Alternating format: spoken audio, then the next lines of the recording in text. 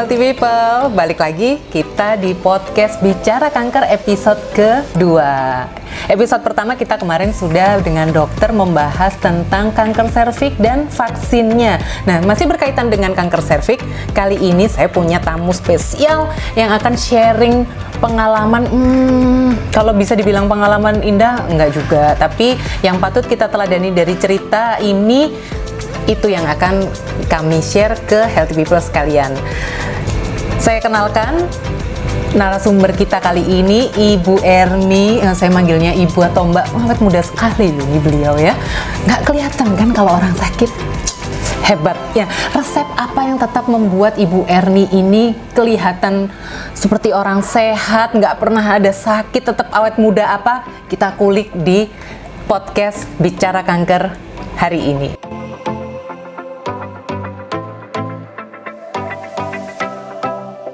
Selamat siang Ibu Erni. Selamat siang Mbak Dena. Sehat?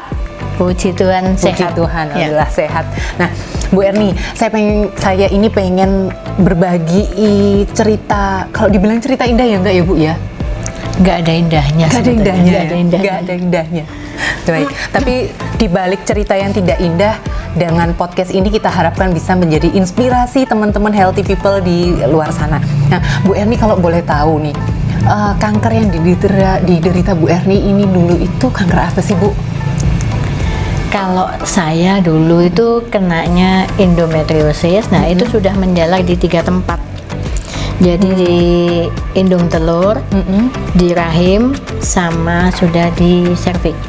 Di serviks? Ya, itu udah ke stadium 3B. Kemudian dari situ sih kalau ditanya gejalanya, nggak ada gejalanya. Cuma karena tidak merasa sakit, jadi saya pribadi abai. Ya mungkin ada flek, itu panjang sih sebetulnya, mungkin itu juga bisa dianggap sudah gejala mestinya. Tapi karena itu tadi tidak ada rasa sakit, akhirnya biarlah gitu loh. Dengan kesibukan saya ya sudah saya abaikan. Nah, suatu saat saya itu saya pergi ke rumah, saya mau ke rumah teman saya itu. Tiba-tiba saya tuh pendarahan.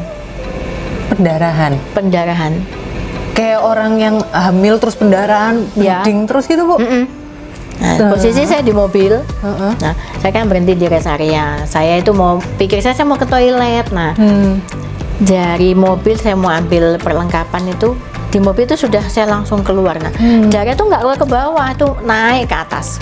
Jadi celana saya, baju saya itu darah semua. Sebentar, healthy people ini mungkin bingung, darah nggak keluar ke bawah, naik ke atas, gimana itu Bu? Kan saya pakai celana panjang, pakai jeans ya. Nah mungkin padahal ketat banget juga nggak. Biasanya kalau orang tembus, sorry ya kalau cewek tembus itu kan ke bawah. Iya. Itu nggak ke bawah, jadi naik ke atas gini. Sorry sampai ke pakaian dalam saya yang di atas itu kena semua. Nggak bingung ya? Dipikir, waduh ini untungnya ada saya waktu itu pergi nggak sendirian. Nah jadi saya mau ke Blitar waktu itu, tapi saya yang lewat Batu. Jadi saya masih di rest area. Nah, tapi saya telepon teman yang di Blitar kan kerja di rumah sakit. Bun, aku mau ke sana, kondisiku kayak gini, siap no ambulan sama sopirnya. Udah saya udah ngomong gitu. Karena saya mau balik Surabaya, takutnya di rumah bingung. Saya mau langsung ke rumah Blitar, takut ibu saya kaget. Nggak mungkin saya nginep di Malang. Nah, akhirnya saya yang tak tuju yaitu tadi. Sebetulnya itu mungkin sudah tanda. Cuma itu tadi, sudah kayak gitu saya nggak sakit, saya nggak lemas, saya nggak pusing, saya nggak mual. Nah, itu AB-nya di sana. Nah, kondisi bleeding seperti itu tuh Bu Erni nggak ngerasain lemas, nggak masih? Sama sekali nggak. Sampai keluarga dia tuh nungguin di depan kamar mandi nanya, Bun, nggak pusing, nggak mual, nggak lemas, enggak. Terus akhirnya dari itu besoknya saya kan pulang Surabaya, itu pun saya nggak langsung ke rumah sakit masihan. Karena besoknya saya juga nggak keluar flek juga, sudah kayak nggak ada apa-apa. Ya saya aktivitas biasa, entah 3-4 bulan atau 5 bulan baru saya tes. Memang saya sendiri ada riwayat kista itu 2 kali kan. Jadi 2 kali itu udah kista. Saya operasi kista 2 kali. Nah ini kemarin berarti yang ketiga, kistanya udah diangkat. Hasil itu dicek, nah ini bukan kista lagi, ini ada tumornya, ada kanker ganasnya malah gitu. Begitu dibilang itu ya wis penolakan, protes dan lain, nggak terima lah saya divonis itu. Rasanya ini lantai yang saya injek itu turun itu setinggi saya mungkin. Yang saya ingat cuma satu, anak saya ini papanya udah nggak ada. Masa sih saya sakit kayak gini? Setahu saya orang sakit itu vonisnya cuma mati. Nah, pemahaman yang entah salah entah keliru yang seperti itu yang kita telan setiap hari, mungkin juga dampak kita ngelihat televisi yang ngelihatnya nggak kurang edukasinya kurang lah, jadi setengah-setengah, cuma ngertinya wes nek sakit ini wes mati wes gitu toh.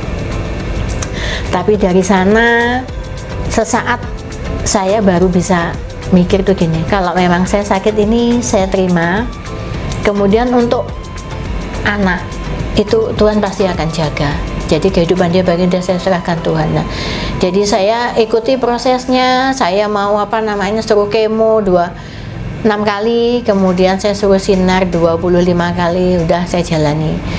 Tapi itu pun saya bilang iya, tapi sampai di rumah juga saya masih bingung lagi. Yang membuat saya bingung, orang tua saya kalau saya sampaikan saya sakit seperti ini, apakah bisa terima, apa nggak kaget? Sempat akhirnya dikasih tahu ke orang tua nggak, Bu? Saya belum kasih tahu waktu itu, tapi anak saya mungkin udah dikasih tahu tantenya. Anak saya yang datang ke saya tidur begini, anak saya tuh di bawah. Mama udah bilang sama Mbah Di, belum, Mama tunggu apa? Ya besok Mama bilang. Besoknya anak saya datang lagi, jadi saya hari itu saya belum bilang. Besoknya saya baru bilang sama ibu saya. Berdiam. Yo, kalau kemarinnya mungkin itu tadi pergumulan batinnya, kita saat sakit terpuruk tuh baru ingat yang di atas kan. Nah, itu mulai semakin bertekun dalam doa itu, saya meminta jawaban. Tuhan, saya itu sakit apa sih? Saya sudah baik, menurut saya sudah baik sama semua orang, tetapi kan baik menurut saya belum tentu buat Tuhan kan. Nah, jadi pergumulan saya itu luar biasa sampai menjelang saya mau kemo, di Facebook saya di-add sama teman survivor juga yang di Jakarta. Dan akhirnya saya setiap hari itu dibantu dengan doa. Jadi yang dikuatkan ya dengan doa, kemudian dengan pokoknya intinya kamu memang sudah menerima bahwa kamu dikasih ini sama Tuhan, ya udah kamu ikuti prosesnya. Nah, yaitu akhirnya saya mau kemo. Nah, jadi untuk menerima proses kemo, untuk menerima vonis itu ada tahap-tahapnya itu. Penolakannya ada. Tapi dikuatkan oleh putranya, anak ibu itu tadi yang luar biasa, anak. Kemudian juga dari keluarga, dari adik yang semua serumah dengan saya. Yang terus saya ya satu lagi anak saya mah dunia kedokteran itu sekarang udah maju. Jadi mama itu tidak usah khawatir. Dan anak saya yakin, mama tahu di hati Marco yang sekarang itu, kalau kemarin saat papa sakit itu mamaku udah merasa papa akan nggak hilang istilahnya, dia udah. Tapi yang mama sakit ini di hatinya Marco yakin mama sembuh. Itu keyakinannya tuh luar biasa. Sampai dia sebelum saya share ke teman-teman saya, dia sudah share ke teman-temannya. Jadi dia ngomong, "Rek, mamaku sakit, aku minta dukungan doa ya." Nah, jadi saya merasa saya sakit pun saya tidak sendirian. Jadi orang-orang yang sayang dengan saya itu luar biasa support. Jadi saat kita sakit, kalau misalkan keluarga tidak support, pasti parah. Dampaknya parah itu. Oke. Nah, jadi healthy people tadi kita dengar dari Bu Erni memang wajar saat orang didiagnosa sakit, apalagi sakit kanker, ada penolakan. Nah, mungkin di luar sana ada teman-teman healthy people atau bahkan keluarga healthy people sendiri mengalami, tidak ada salahnya untuk menanyakan atau berbagi empati, sering-sering menanyakan kabar apakah memang sakit.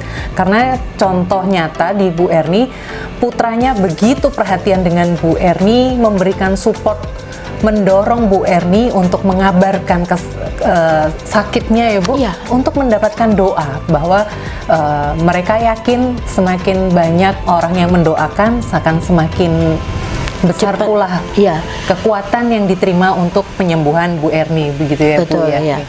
Terus pada saat tadi Bu Erni bilang saya masih tetap mau alternatif, apakah itu akhirnya tetap dilakukan Bu? Ya, Dosa-dosa ini. Dosa-dosa begini. ini Jadi, tadi Bu.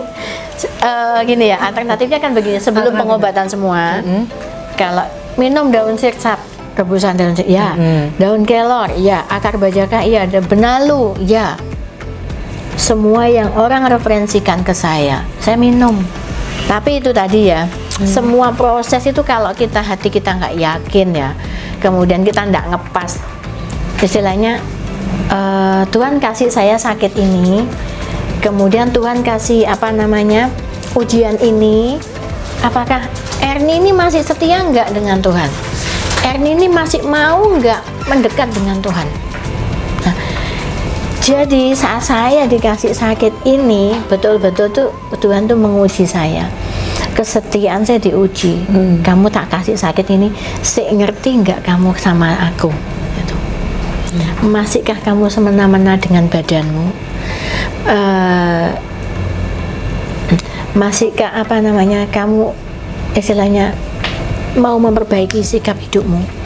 Itu kemarin saya diproses seperti itu. Berproses. Ya. Tapi yang mengingatkan setiap saat, setiap hari tentang pengobatan maupun pasca pengobatan itu keluarga dan anak. Keluarga dan anak. Dan juga saya sendiri sadar saya harus sembuh gitu. Karena ada Tanggung jawab terhadap ya, ibu, anak, gitu saudara juga saya jadi itu. Wah, luar biasa. Jadi Bu Erni, supaya tadi cerita Ibu menceritakan proses mulai dari sakit sampai puji Tuhan sudah sembuh, ini tadi cerita yang luar biasa. Nah, yang bisa Ibu Erni bagi ke healthy people untuk lebih aware supaya tidak abai seperti Bu Erni, kira-kira bisa disampaikan apa Bu? Ya. Jadi untuk yang mungkin yang masih sehat ataupun yang sudah sakit ya, kalau saya menyampaikan begini, saat ada badan tuh merasa aneh, segera periksa. Jangan seperti saya. Itu saya contoh yang sangat-sangat buruk. Nah, lebih awal tahu, lebih cepat penanganannya. Kemudian saat sudah divonis sakit pun kita jangan lantas menyerah. Dan mati menyerah, aku kok sakit kayak gini. Kemudian karena itu benar-benar menguras energi. Kita langsung jatuh, kita langsung tumbang. Tumbangnya saya juga karena pikiran yang stres, di luar batas kemampuan saya. Istilahnya saya memikirkan sesuatu itu yang luar biasa berat, tapi tetap saya pertahankan. Saya pikir saya jadi beban di hati. Nah, itu yang membuat saya sangat tumbang. Nah, berikutnya saya sudah sakit, saya tidak mau berpikir bahwa saya sedang sakit. Kalau saya berpikir saya sedang sakit, saya nggak bisa sembuh. Jadi untuk yang sedang sakit, jangan pernah dipikirkan dia sakit berat, nggak usah. Semua punya jatah masing-masing, jatah sakit, jatah hidup kita tuh ada, meskipun kita nggak tahu. Orang bisa meninggal dengan cara apapun. Jadi kalau pesan saya sih untuk beliau-beliau, semua saudara saya, semua kerabat di luar sana yang istilahnya lebih baik sadar di awal, menyayangi diri sendiri sebelum orang lain yang istilahnya mengingatkan. Itu kita sendiri yang punya kepekaan. Oh, badan saya lagi nggak nyaman, itu segera periksa. Itu. Oke, jadi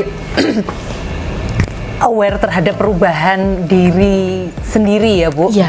Jadi healthy people seperti saran dari Bu Erni, baik yang sehat ataupun masih merasa oh aku cuman begini aja kok. Nah, jangan menganggap dengan pikiran sendiri. Lebih baik segera periksa, lebih cepat lebih baik. Jangan takut akan hasil, karena semakin cepat ketahuan akan lebih mudah penanganan sehingga probabilitas untuk sembuhnya juga semakin besar. Untuk teman-teman healthy people yang memang lagi mendapatkan musibah sakit, carilah support system kalian yang besar, bisa itu anak, bisa itu keluarga, bisa orang tua, sahabat, teman. Carilah support system untuk menyumbang semangat ya Bu ya, menyumbang semangat untuk sembuh. Jangan lupa di Adi Husada Cancer Center ada layanan untuk support system kalian. baik untuk yang caregiver, keluarga, ataupun bagi pasien ataupun penderita. Carilah support system pada ahlinya dengan layanan psikologis di Adi Husada Cancer Center.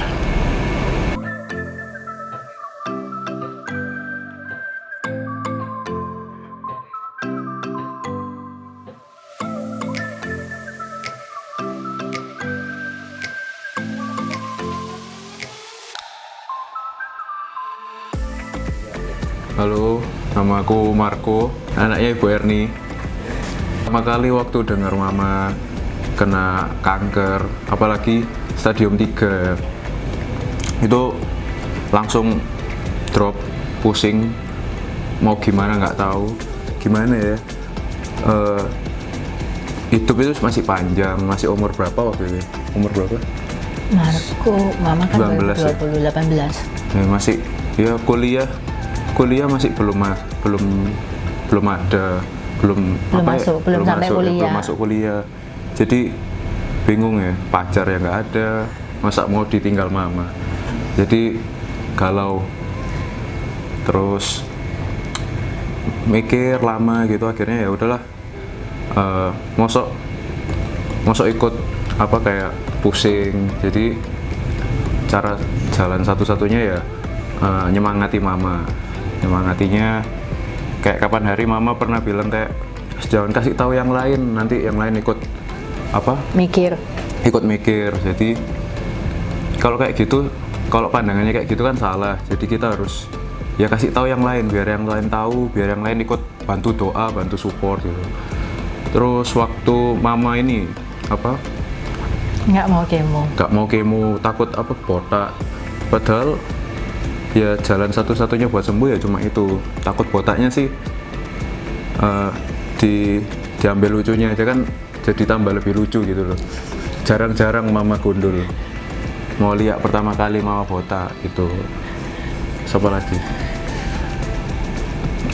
Terus rewel, nggak mau makan, tapi ya kalau nggak dimakani kalau nggak dikasih makan, tenaganya dapat dari mana, jadi harus dipaksa buat makan gitu.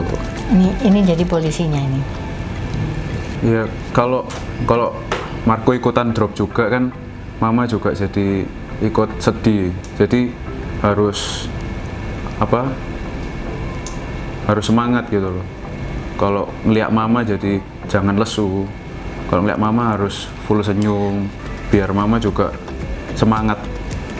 Jadi saat saya sakit, dia bertingkah di kamar saya tuh ada aja tingkahnya, pokoknya istilahnya pengen saya ketawa, kadang godoin saya. Wis ini kan kalau sakit julidnya itu dia muncul waktu ya, saya sakit itu. Kalau sakit kan berapa paling besar dampaknya kan dari pikiran. Kalau pikirannya udah nggak semangat, pikirannya negatif terus, sembuhnya kapan? Jadi harus dikasih pikiran-pikiran yang positif gitu. Buat teman-teman di luar sana, kalau ada keluarga yang sakit, jangan ikut pusing, jangan ikut mikirin. Kita cukup ini aja, bikin keluarga kita yang sakit itu kasih semangat, jangan ikut down lah. Kita harus kasih semangat, kita yang harus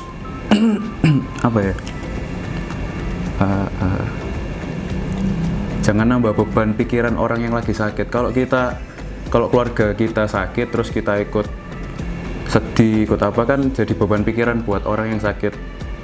Mending kita kasih support, dibuat biar suasananya jangan suram lah, harus happy.